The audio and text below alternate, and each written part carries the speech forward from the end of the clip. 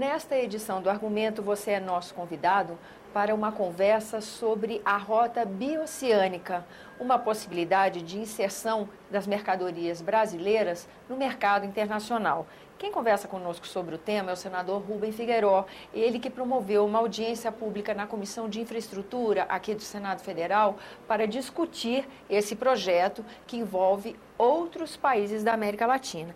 Senador, muito obrigada pela sua presença aqui no nosso programa. Estabelecer um corredor que facilite o acesso das nossas mercadorias ao mercado asiático, por exemplo, pode ser muito importante para o Brasil, principalmente numa época de tantas crises econômicas pelas quais o mundo passa, né, senador? Sem dúvida. Essa ideia não é nova. Ela é mais que bicentenária. Essa ideia começou ainda com os primeiros desbravadores, não somente portugueses, espanhóis e também dos paulistas bandeirantes, que procuraram o Oriente, o pôr do sol, vamos dizer assim, para a procura de novas riquezas, novos caminhos. E assim, utilizando dos rios, utilizando principalmente das vias navegáveis já à época, como o Amazonas, depois o complexo Paraguai, rios Paraguai e Paraná, até a confluência dos dois no Rio da Prata, por onde subiram grandes caravanas, né? E eles procuraram principalmente a prata e o ouro que existiam, pensavam através de informações de indígenas, existiam, como existem até hoje, nos altiplanos, e das próprias regiões andinas. Só aqui no Brasil, hoje, existem alguns projetos no sentido de conquistar o Pacífico para, através dele, conquistar os mercados da Ásia, sobretudo Japão e China, e mesmo dos países do Oriente e também das Índias. Eu posso citar aqui, brevemente, um caminho que se deseja implantar a partir do estado do Acre, demandando as repúblicas do Peru e do Equador. Existe em Mato Grosso também uma expectativa de implantação de uma rota que, partindo do oeste do estado de Mato Grosso, Cáceres, cidade que seria de partida, adentrando na Bolívia, numa região chamada de São Matias, desta Cochabamba, na Bolívia, no interior da Bolívia, e daí até o porto de Arica, no extremo norte do território chileno.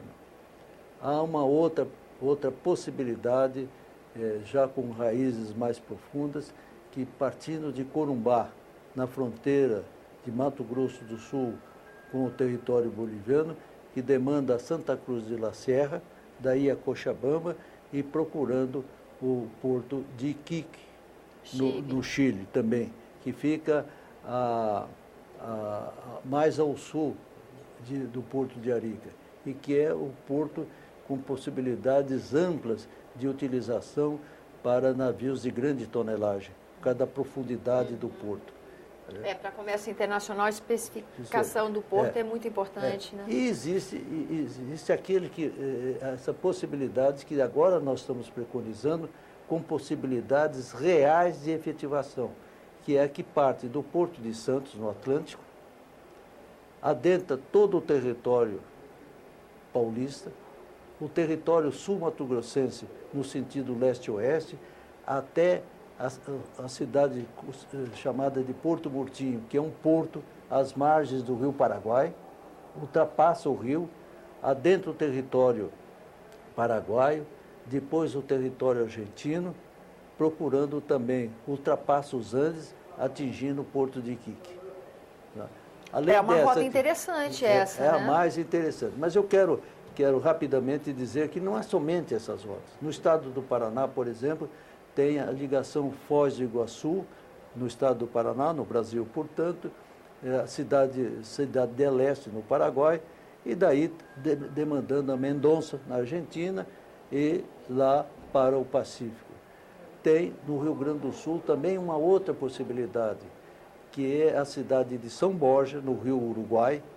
Do outro lado do Rio Uruguai está a cidade de São Miguel, adentrando o território também argentino por Mendonça e derivando também para o posto chileno, talvez o Paraíso, o Vina del Mar. E tem um que é efetivo, que está sendo utilizado já há muitos anos, que no território também gaúcho, que partindo de Uruguaiana, adentra na cidade argentina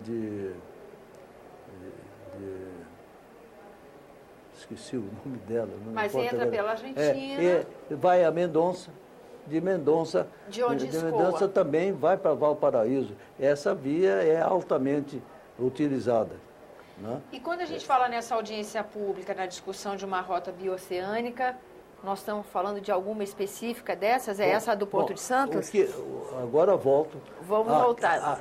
Ao assunto que realmente foi tratado nesta reunião de hoje, que é a bioceânica Atlântico-Pacífico, que percorre o território paulista a partir de Santos, né, por uma via pavimentada, né, que é a via pavimentada, adentra no território de Mato Grosso do Sul, também por uma via pavimentada, e vai até Porto Murtinho, também vias pavimentadas. Rodovia, não tem ferrovia nessa rota. Há um projeto de ferrovia que o governo federal já está em processo de implantação.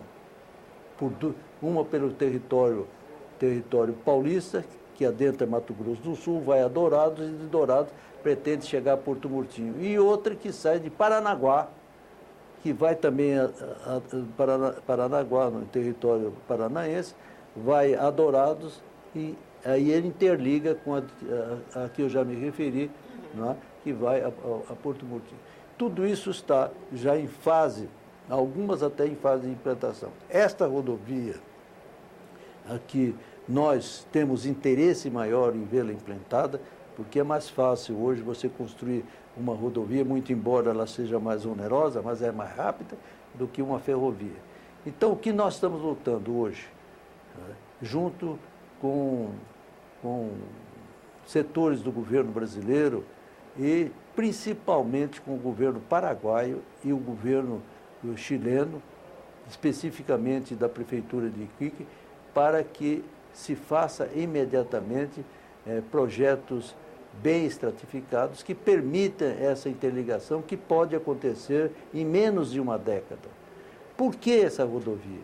Porque essa rodovia vai encurtar o trajeto de mercadorias brasileiras que partem dos grandes centros do leste do Brasil, São Paulo, Rio de Janeiro, Paraná e tal, com os mercados do Oriente, China, Japão e outros, entendeu? E em mais de 8 mil quilômetros. Né? Isso barateia os custos sensivelmente. Eu diria a você o que se gasta hoje de frete para percorrer todo esse... Com certeza. Admitamos que você gaste $10, é uma hipótese, $10, você vai gastar menos de 10 centavos de dólar. Nossa. Você vê a economia que se faria. Deixa a mercadoria brasileira mais competitiva, né? E, claro, isso vai impulsionar enormemente a economia brasileira e dar vazão das nossas riquezas da agropecuária. Né? Hoje eu fiquei sabendo pelo prefeito de Iquique, que lá em Iquique, no norte do Chile, praticamente não se come carne bovina. Nossa, porque olha não há, que mercado. Só isso. E que essa carne, com muita dificuldade, chega lá vinda da Argentina e do Uruguai. E alguma coisa do Brasil. E o Brasil é um grande produtor de proteínas vermelhas. Ele pode perfeitamente abastecer isso aí. Fora os grãos, a soja, o milho, não é? E outros produtos, além da nossa indústria manufatureira. O Brasil é um país industrial, não é? Que tem condições propícias para conquistar o mercado do Oriente, que hoje está sequioso, não só de alimentos, não é? Como de outros produtos que o Brasil pode produzir a preço competitivo. E, senador, para encerrar nosso tempo, que já se esgota, qual o balanço que o senhor faz dessa audiência pública? O senhor disse que estudos já estão sendo feitos, que há uma expectativa de que essa rota esteja consolidada em menos de 10 anos. Parece tanto tempo, né? Para uma rota que pode fomentar tanto o comércio. O ministro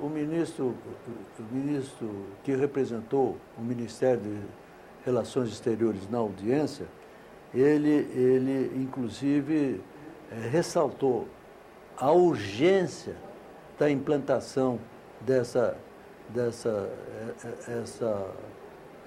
rodovia bioceânica e demonstrou que o governo brasileiro já tem feito nesse sentido. Eu confesso a você que eu me surpreendi. Eu não pensei que o governo brasileiro já estava tão adiantado nos projetos. Que bom. Ainda esse ano, talvez no mês de outubro, o Brasil vai firmar formalizar compromissos com a República do Paraguai para a implantação da ponte sobre o Rio Paraguai em Porto Murtinho e uma cidade do lado do Paraguai chamada Carmelo Peralta. A implantação dessa ponte, que pode ocorrer em 2 ou 3 anos, vai possibilitar que o governo do Paraguai, já comprometido, pavimente uma rodovia de mais de 400 quilômetros, para possibilitar a interligação dessa via bioceânica com o que existe já no sistema logístico da República da Argentina e do Chile. Quer dizer, tudo isso pode ser realizado, talvez, num governo da República. Em 4 anos, é possível que isso aconteça. E se isso acontecer, entendeu? Já é uma realização extremamente séria. Eu queria dizer uma coisa para você, para terminar. Assim, o governo brasileiro está empenhadíssimo nisso. Presente na nossa audiência esteve todo o tempo o senador José Pimentel, falando em nome do governo, do empenho que o governo tem para que essas medidas que nós estamos preconizando sejam realmente concretizadas. Eu saí dessa audiência empolgado, acreditando que esta é uma decisão que prova o espírito empreendedor do brasileiro. Que bom, senador. É uma boa maneira de a gente encerrar a nossa entrevista. Como não? Eu agradeço ao senhor pela presença. Muito obrigado. E agradeço a você que nos acompanha também pela sua atenção. Esse é o programa Argumento. Eu sou Tânia Horman e você pode participar do nosso trabalho. Envie suas sugestões e críticas para o número de telefone e endereço eletrônico que estão disponíveis na sua tela. Até a próxima.